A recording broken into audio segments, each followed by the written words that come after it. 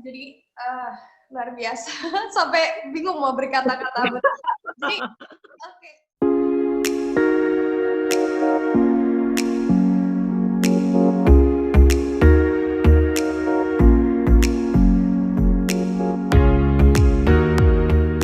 Bismillahirrahmanirrahim. Assalamualaikum warahmatullahi wabarakatuh. Apa kabar ayah bunda di seluruh Indonesia? Sekolah Presiden, prestatif, Islami, disiplin, enjoy. Allahu Akbar. Alhamdulillahirrahmanirrahim. Ayah bunda yang di rumah semuanya, kita kembali lagi di Sekolah Presiden bersama obrolan hits. Ya, alhamdulillah kita pada pagi hari ini atau hari ini kita akan banyak membahas terkait hal-hal yang sedang banyak menjadi perbincangan gitu ya. Hari ini kita akan membahas tentang masa pandemi ini yang biasanya kalau orang tua biasanya mempermasalahkan tentang pembelajaran jarak jauh. Di sini banyak sekali permasalahan yang timbul gitu ya, entah dari segi fasilitas, entah dari segi kebersamaannya dengan anak, waktu dan lain sebagainya, itu menjadi suatu hal yang sangat menarik untuk diperbincangkan. Selain dari itu, di sini kita juga memperhatikan gitu ya bahwa di masa pandemi ini banyak sekali anak-anak yang tadinya tidak punya gadget, jadi mempunyai gadget secara mandiri kayak gitu ya. Mereka menggunakan gadgetnya masing-masing dan banyak juga yang karena kesibukan dari orang tua, anak-anak ini jadi tidak punya pengendali gitu ya, pengendali untuk mengendalikan penggunaan gadget mereka. Ya, ini adalah suatu permasalahan yang bisa kita bahas karena selain bahaya dari penggunaan gadget itu sendiri, ternyata ada ancaman pornografi di masa pandemi ini yang semakin menguat. Kenapa? Salah satunya karena itu tadi ya Bunda. Jadi ketika pada masa pandemi seperti ini, ternyata kita lalai gitu ya untuk membersamai putra-putri kita sehingga banyak putra-putri kita yang tidak tanpa sepengetahuan kita ternyata mereka sudah mengakses hal-hal terlarang di dalam gadget mereka gitu. Jadi di dalam agenda kita pada hari ini kita akan dibersamai oleh Ibunda Rimalia SKM MM yang akan membersamai kita pada hari ini untuk membahas mengulik tentang permasalahan-permasalahan yang dihadapi oleh ayah bunda terutama tentang akses pornografi yang sekarang sangat mudah oleh putra-putri kita gitu ya bunda. Sebelum beliau akan bergabung, pertama saya akan memperkenalkan beliau dulu. Tadi sudah saya sebutkan nama beliau adalah Ibunda Rimalia SKM MM.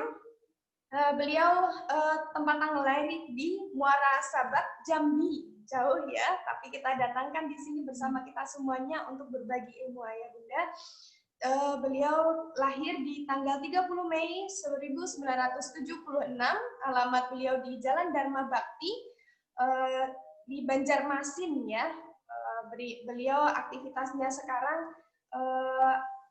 bersama banyak pegiat gitu ya, pegiat pendidikan dan juga pegiat training gitu ya. Beliau juga ternyata mempunyai sertifikat-sertifikat untuk NLP, hipnoterapis dan lain sebagainya, dan insya Allah kita akan banyak diberikan ilmu oleh beliau pada hari ini gitu ya. Kita simak baik-baik. Selamat datang Ibunda Rimalia. Ya Ustazah Fantika, Masya Allah. Alhamdulillah. Sehat Ibunda? Alhamdulillah di siang hari yang cerah ini. Iya, alhamdulillah. Hari ini tadi kita sudah sedikit mengulik Bunda Rima bahwa tentang saat ini, masa seperti ini banyak sekali anak-anak yang mempunyai akses gadget yang luar biasa mudah ya Bunda. Pada akhirnya ketika orang tua sekarang ini sibuk gitu ya di luar sana, akhirnya susah sekali untuk mengendalikan putra-putrinya. Nah ini tentang fenomena yang seperti ini ketika anak-anak akhirnya dengan mudahnya mengakses gadget dan bahkan ancaman pornografi itu masuk kepada mereka itu, Bunda sendiri menanggapi kasus seperti ini atau fenomena ini bagaimana Bunda? Ya, terima kasih. Sebelumnya saya ingin menyapa dulu para orang tua ya, ayah bunda Iya, di seluruh Indonesia, Masya iya. Allah. Mudah-mudahan bisa mengikuti kita dengan penuh kebahagiaan ya. Hari ini acara kita sangat luar biasa sekali. Masya Allah. SDIT Insan Cendekia Boyolali Betul, memfasilitasi sebuah acara yang tidak main-main ini ya, betul luar ingin biasa. membersamai para orang tua dimanapun berada dan menghadirkan sekolah presiden. Saya dengarnya Sekolah kaget-kaget nih presiden. sekolah presiden. Masya Iya. Allah, berarti diharapkan anak-anaknya menjadi pemimpin ya. Tapi Amin, ya sayangnya, Rabbal Alamin. kalau anak-anak kita sampai teradiksi pornografi, ya jangankan jadi presiden, jadi Pak RT aja kayaknya sulit. Iya betul sekali, Bunda. Iya. Oke, jadi menarik sekali. Memang kalau kita mengamati tentang fenomena masa saat ini, di mana anak-anak kita sangat akrab sekali dengan gadgetnya, dan kita sangat memahami tuh gadget kan bermata dua ya, ada hal yang Iya. positif dan ada hal negatif yang bisa diakses oleh anak-anak kita. Dan kalau menurut berbagai laporan pada masa COVID-19 ini memang anak sangat rentan sekali terpapar konten pornografi dan menjadi korban eksploitasi di ranah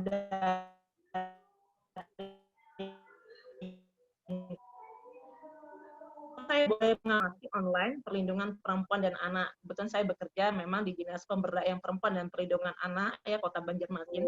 Mereka mendapatkan fakta yang sangat signifikan sekali terhadap peningkatan kasus. Dan kasus apa yang terbanyak?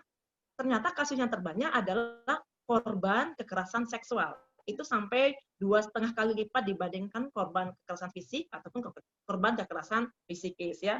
Memang kalau berbicara tentang korban kekerasan seksual, mungkin yang terbanyak adalah korbannya anak wanita. Tetapi saat ini ya, laki-laki pun tidak jarang mereka menjadi korban kekerasan seksual.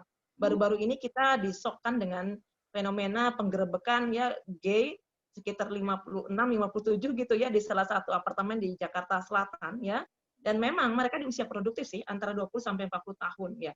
Tetapi ya banyak mereka itu tidak hanya menjadi korban ataupun barangkali menjadi pelaku ya, justru mereka kadang-kadang bisa menggunakan anak-anak dan mereka menjadi predator. Nah ini memang sangat mengkhawatirkan sekali ya ketika seseorang kecanduan pornografi, terutama pada anak, dampaknya ini loh yang lebih berbahaya dari nafsa.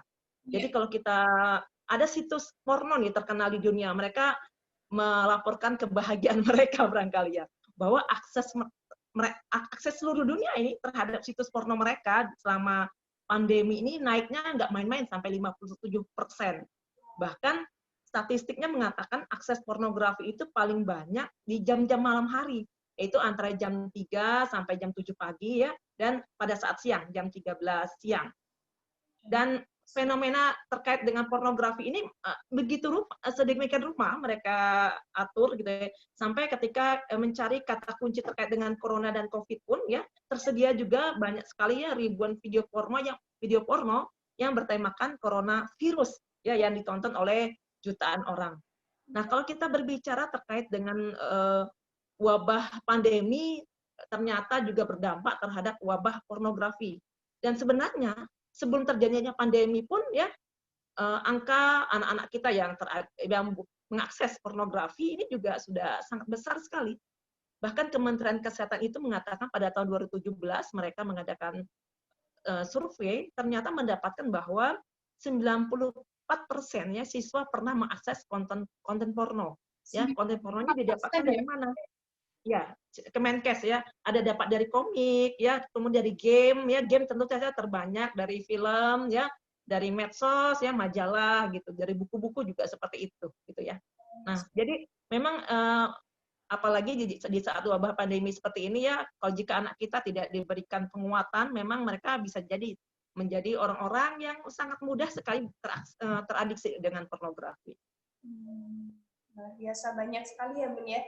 Tadi saya dengar apa jam-jam tertentu, jam yang paling banyak untuk mengakses itu tadi salah satunya jam 1, justru jam 1 siang ya Bunda ya. Iya. Kayaknya kalau habis ditonton gitu ya. Iya, jamnya sekarang itu kan berarti jam-jamnya waktu pembelajaran online ya nggak sih Bun? Iya, iya. Ya luar Betul. biasa sekali itu. Berarti kan kebanyakan ini juga bahkan dari anak-anak muda gitu ya Bu ya? Iya, iya. Jadi kan mereka memang memiliki keluasan waktu ya di saat lagi sistem pembelajaran jarak jauh seperti ini, mungkin mereka sudah menyelesaikan ya materi-materi pembelajaran ya udah bersantai-santai ataupun saya menemukan beberapa curhat dari guru-guru SMK. Mereka mengatakan, guru BK nih, Iya. ini Bu, saya banyak banget deh manggil-manggil siswa yang udah sebulan ini nggak mengerjakan tugas. Itu jumlahnya nggak sedikit, banyak banget yang saya panggil gitu ya. Iya. Nah, ini kalau kita melihat adanya penurunan prestasi, semakin malas, ini juga salah satu bentuk indikasi nih bahwa anak-anak kita ada apa? Bisa jadi mereka lagi asik nonton ya atau teradiksi dengan pornografi gitu memang. Berarti kalau ini biasanya Bunda Rima, paparan pornografi ini pertama paling banyak itu terakses oleh anak-anak usia berapa sih Bun? Apakah ya baru mulai kalau misalkan nanti masuk SMP, SMA atau bahkan mungkin SD atau bahkan lebih apa ya Bun? Lebih dini dari itu paparan pornografi ke anak-anak itu. Kalau kita berbicara tentang paparan pornografi ya, semakin dini anak menggunakan gadget, maka semakin mereka potensi terpapar pornografi itu semakin tinggi. Makanya kita berharap anak usia 0 sampai dengan 2 tahun itu mereka tidak no gawai ya. Mereka tidak menggunakan gadget. Kalaupun orang tua menggunakan gadget, mungkin aplikasi yang buat mereka belajar bernyanyi, mendengar cerita Nabi, murotal, Al-Quran, sejenis-sejenis seperti hal itu gitu. Jadi ternyata jika anak-anak kita itu semakin dini usianya terpapar dengan pornografi, nanti kita akan berbicara barangkali bahayanya, itu kerusakan otaknya lebih parah dibandingkan orang-orang yang otak PFT-nya sudah matang di usia dewasa gitu ya. Jangankan ke pornografi, dampak mereka terakses dengan berbagai teknik digital yang begitu cepat ya, ini juga menimbulkan dampak yang sangat luar biasa pada anak-anak usia di bawah batita tadi. Jadi kadang-kadang bisa jadi anak kita itu dia nggak sengaja sih melihat konten terkait pornografi ya. Kita coba saja barangkali kita klik salah satu misalnya penyedia toko-toko penyedia pakaian dalam misalnya gitu ya. Kita klik misalnya lingerie misalnya kayak gitu. Nah, ini udah keluar aja gitu orang-orang yang berbajunya ya mungkin sangat seronok sekali gitu kan ya. Jadi anak-anak itu nggak sengaja di tengah barangkali jual-jualan apa, baju apa muncul kadang-kadang seperti gitu. Nanti mereka, misal anak kita lagi nyari di Google nih ya, misalnya oh mereka ada tugas nih IPS, tiba-tiba muncul deh gitu obat kuat gitu-gitu ya. Hal-hal yang bikin anak kita penasaran. Anak itu barangkali mereka benar-benar polos, ya lugu, nggak ada keinginan untuk hal seperti itu. Tapi ya kita pahami bagaimana remaja, terutama remaja yang rasa ingin tahunya sangat besar, sekali penasaran juga, ini apa sih? Kok muncul terus gitu ya. Nah ini kadang-kadang bermula dari hal-hal seperti ini sih sebenarnya.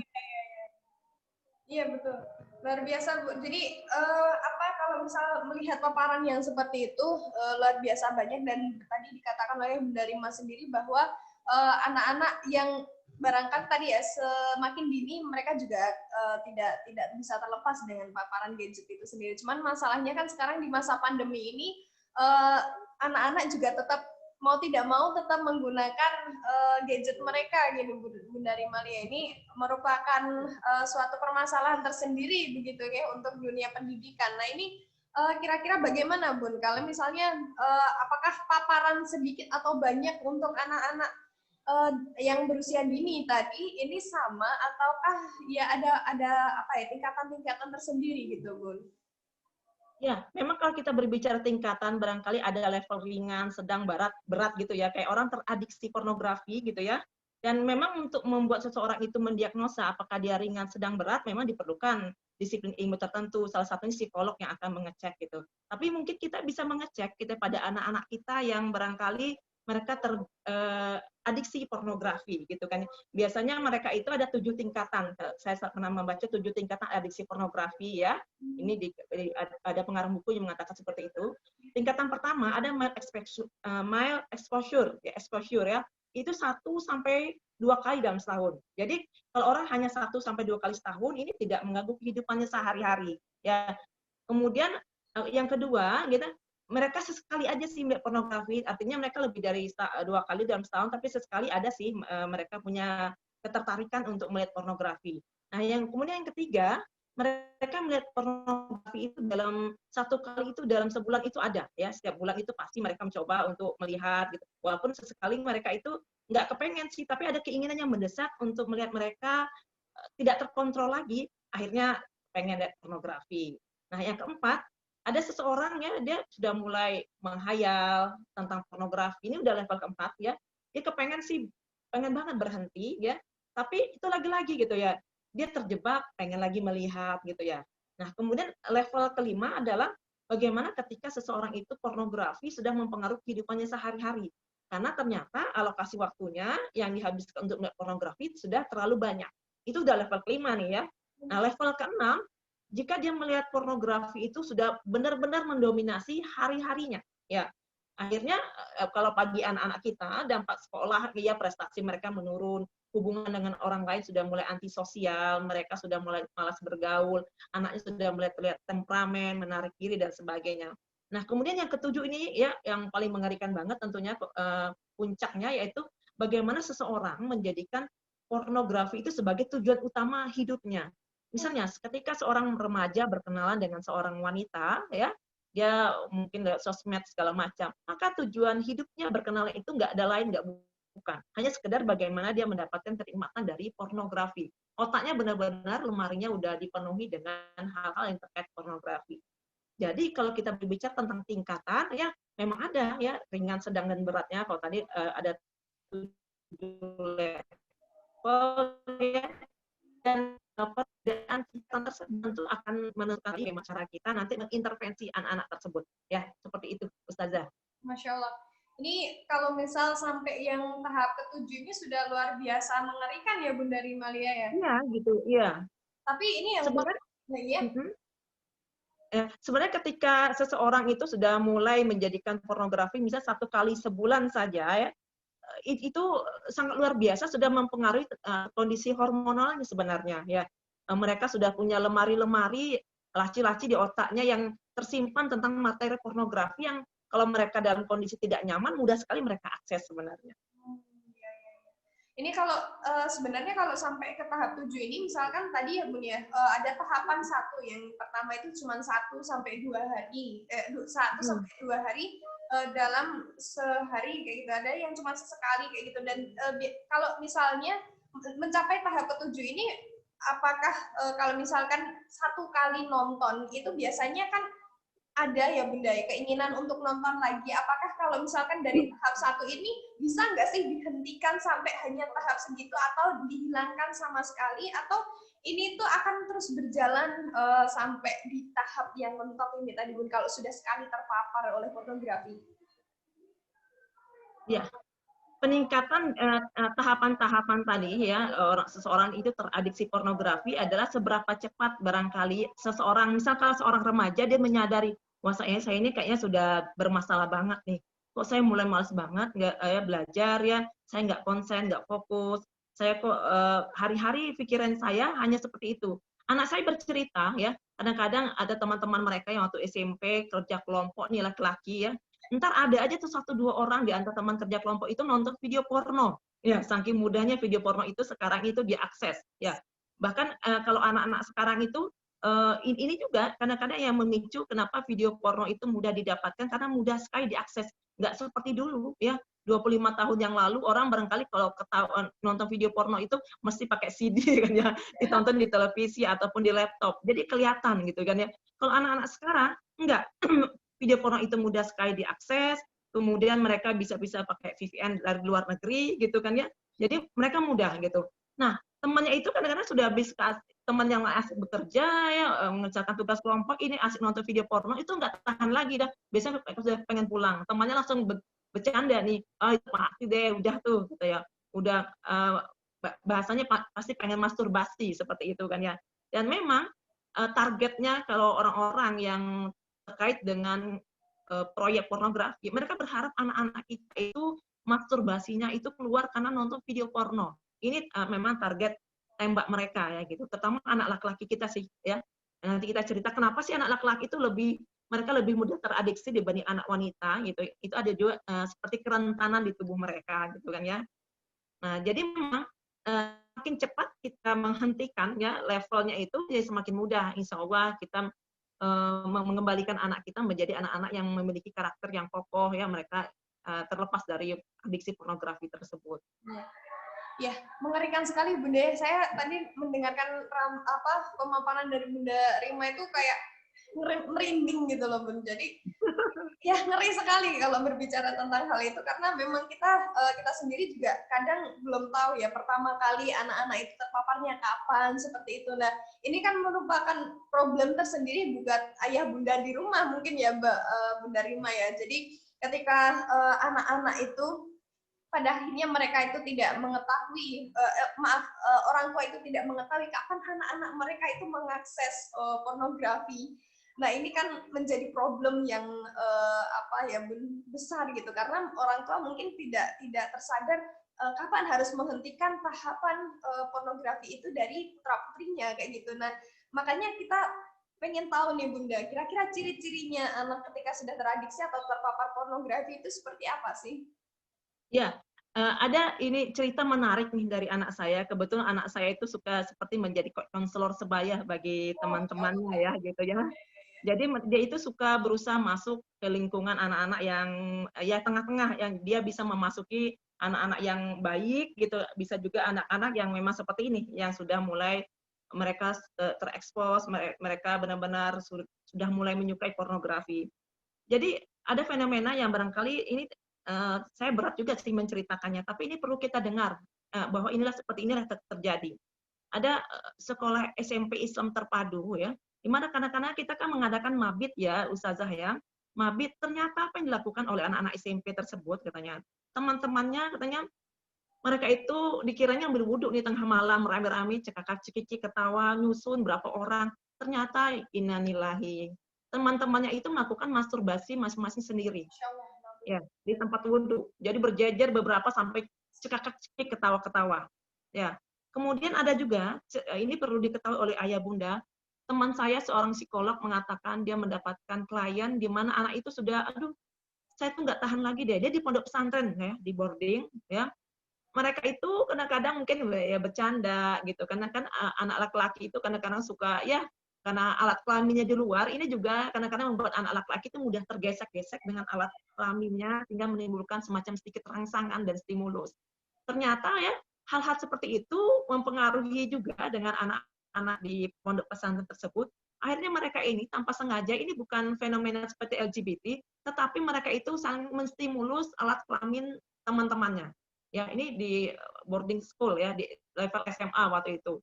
Dan mereka itu dengan santainya, misalnya dengan temannya seperti ini, yuk kita main yuk, udah tuh. Mereka saling menstimulus gitu kan ya.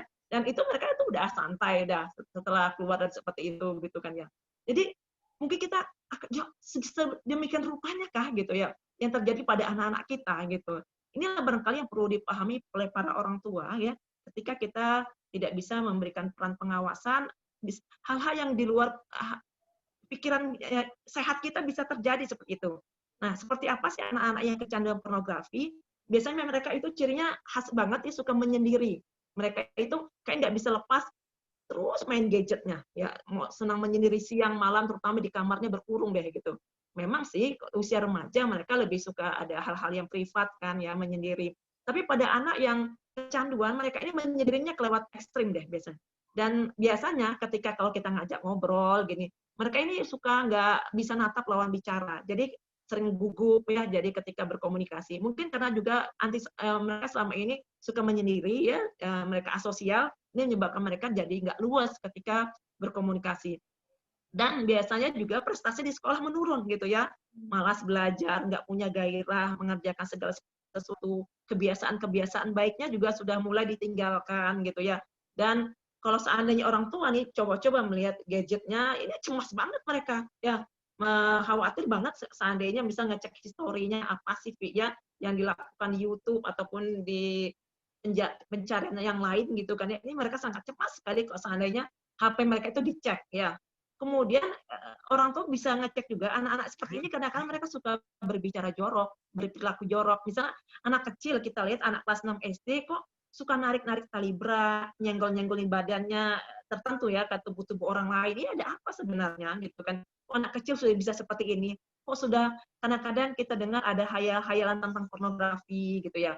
Suka ngamuk-ngamuk, mudah marah, mudah tersinggung, ya pikirannya kacau. Ini adalah ciri-ciri anak yang memang teradiksi pornografi. Jadi ada cara unik barangkali ya ketika ini oleh pakar penanganan adiksi pornografi, dia memberikan cara untuk mendeteksi anak kita atau remaja yang telah teradiksi pornografi. Caranya adalah pertama kita bisa mencek ya catatan historinya di gadgetnya ataupun di komputernya, ada nggak web-web yang berhubungan dengan pornografi ya. Kemudian yang kedua, orang tua bisa menggunakan teknik namanya tinta tumpah katanya. Jadi kita sengaja menumpahkan tinta di atas kertas, terus kita meminta anak kita menyebutkan apa sih gambar yang tercipta dari tumpahan tersebut, ya. Karena biasanya orang-orang yang otaknya memang lacinya dipenuhi dengan segala unsur pornografi, dia sangat mudah sekali melihat segala sesuatu itu diasosiasikan, ya, dengan hal-hal dipikirkan, maka akan keluar gitu kan ya. Kalau wah itu seperti apa misalnya ya itu langsung ya otaknya itu karena itu yang paling dominan sekali. Nah, kemudian cara berikutnya orang tua bisa sih meminta anak kita menggambar, biasanya psikolog sering meminta gitu. Mereka meminta gambar anak laki-laki atau perempuan. Nah, orang tua nanya bisa bertanya dengan anak, itu gambarnya apa sih? Coba diterangkan. Kalau seandainya anak bisa menerangkan dengan baik hal-hal yang di luar pengetahuan seksual anak seusia yang kita lihat, ini kelas 5 SD, seperti itu, ini kita pasti curiga. Masalahnya seperti ini saja, saya pernah menangani kasus kekerasan pada perempuan dan anak, kebetulan ini salah satu bagian dari pekerjaan saya. Jadi ada seorang anak itu ya, dia itu sudah dari sejak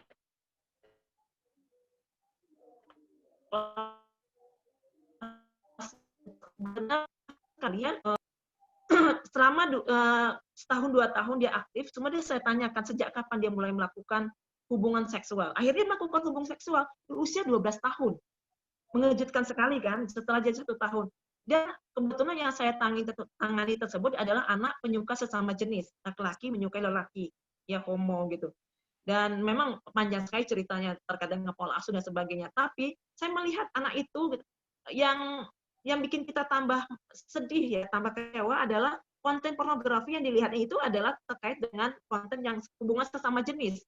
Sehingga tidak ada lagi rasa ya, yang diingin dicarinya itu di usia 12 tahun, dia ingin mencari bagaimana cara bisa mendapatkan kenikmatan tersebut ya, karena sudah terjadi perubahan hormonal ini kalau sudah kayak gini, sudah terjadi mulai otak PSC sudah mulai bermasalah. Dia ingin sekali bagaimana caranya mendapatkan perasaan seperti yang dia lihat. Akhirnya benar dia di usia 12 tahun dia akhirnya dia dengan ikhlasnya ya digunakan oleh orang dewasa ya untuk menjadi pelampiasan ya, dan dia sendiri mengatakan dia menikmati hal tersebut. Mengerikan sekali ya Bun ya.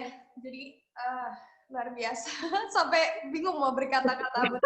Jadi oke, ketika melihat akibat yang semacam ini ya Bun ya, tadi ciri-ciri yang semacam itu, cuman kan kita juga pernah melihat ya Bun fenomena tentang anak-anak itu yang mereka itu bisa memanipulasi gitu ya sikap mereka. Jadi ada ketika mereka itu bersama orang tua, mereka itu bisa memanipulasi diri mereka itu kayak anak yang solih kayak gitu. Tapi ini berbeda perlakuannya ketika di sekolah gitu ya. Di sekolah ternyata gurunya menemukan anak-anak ini ternyata kok suka ngomong yang tadi Bunda Rima katakan, ya ngomong jorok, terus suka senggol-senggol dan lain sebagainya. Itu berbeda sekali dengan sifat ya atau karakter yang ditampakkannya di rumah kayak gitu. Nah, ini kira-kira memang kalau dari sekolah memang seharusnya tetap ya melakukan komunikasi kepada orang tua. Nah, ini kira-kira kalau Bunda Rimalia sendiri menyikapi hal semacam ini bagaimana?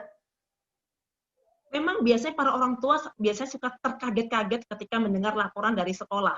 Yeah. Ada yang mereka merasa, saya menerima kok anak saya baik-baik aja Ustazah.